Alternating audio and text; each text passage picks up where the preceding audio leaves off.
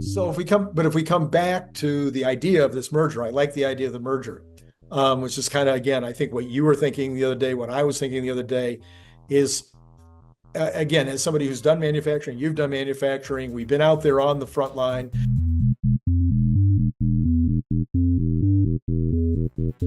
We've been on the literal line with a problem. For me, it was cracked caps.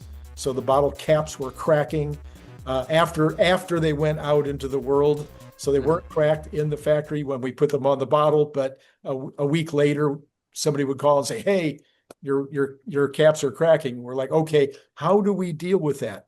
All right, so the similar thing would be robo-taxis are out there, and they are going into the wrong lane. How do we deal with it? Why are they? We're having this issue with every once in a while they run a stoplight. What's going on here? Well, up till now, you're putting that into the simulator. You're putting it in. You're sending out ADA drivers.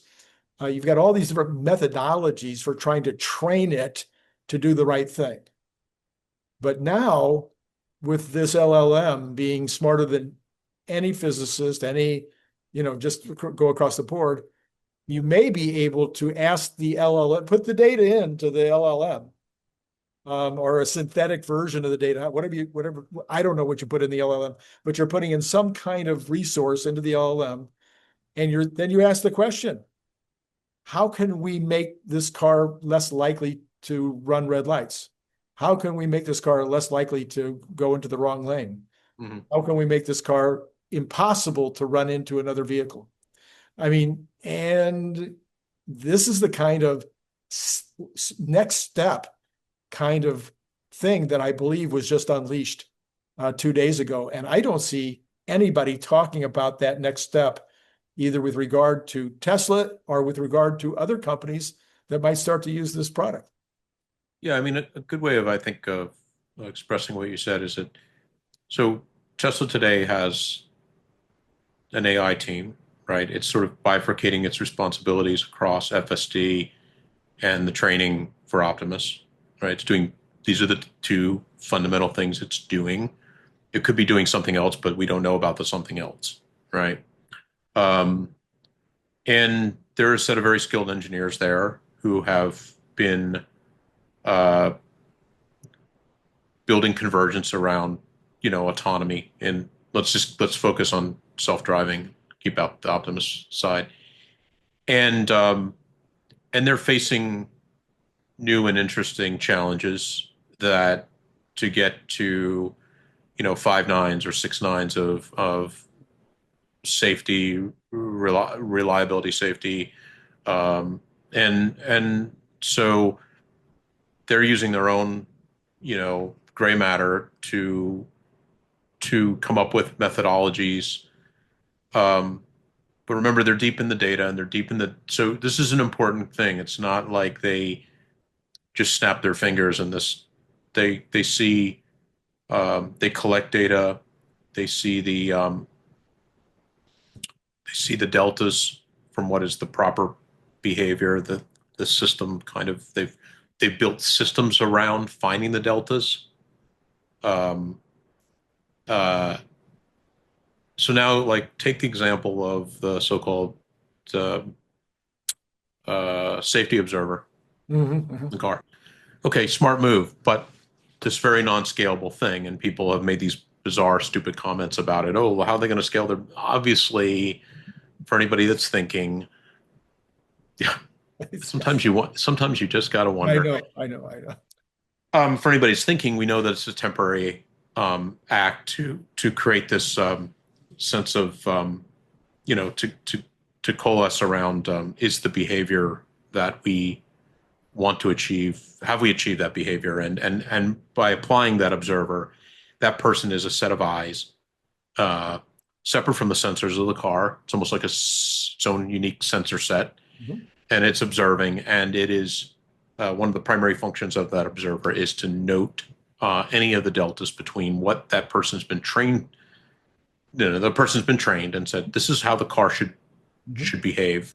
And if you see it not behaving that way, and some of those things are probably very nuanced and way beyond the obvious, like, okay, don't run through a red light. Okay. But how it centers itself in a lane, its behavior in terms of how it slows down to the car in front of it. Is it jerky or is it smooth? Are the riders, the customers perceiving the car to have behaviors that make it feel not comfortable? Right. Right.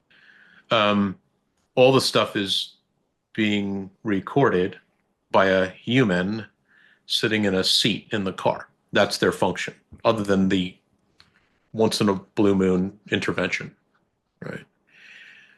So we know that Tesla does a lot of that through its own sense data, right? We know, but I'm sure that conversation existed somewhere within the engineering group that said, what if we built a separate black box system, observer system, could use the primary sensor data, but was kind of discreetly separated from the system, that could do kind of in-field observations and would have a great amount of intelligence.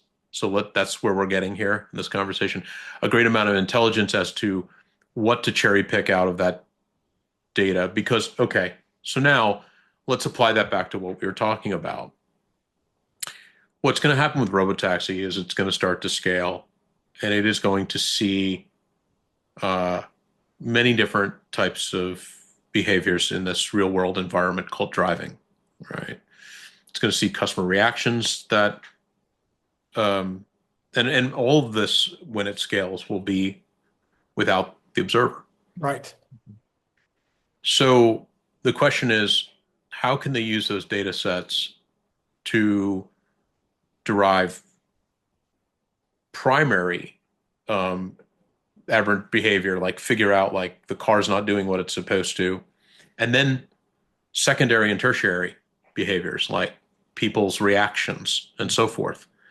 And I think that's where you'll see this tool evolve. Like like we know that Tesla has a very good simulating tool that understands the physics of the real world and can be used for both creating synthetic data for driving. So in other words, the example that that's been used is like driving down Market in San Francisco, and you're like, oh well, let's change the configuration. Let's change the divider between the highway to be more opaque, or let's change the stoplights to 4-way, 5-way stop signs in these cases. Let's add more pedestrians into the space to make it, look more Shanghai-ish or something. You know what I mean? And so there's this tool that they built that now can create synthetic data that you could either train on or test against. Right? Both things are true. Right? But it's not a tool maybe at this place where you can ask some fundamental questions, and the fundamental questions might be, given all the training data that we've accumulated today, give us the top 5 problems that we've not seen in the previous 10 days. Yeah. Right. And new weird things that may crop up as the thing begins to scale. That's a way of thinking about using the data at the next level.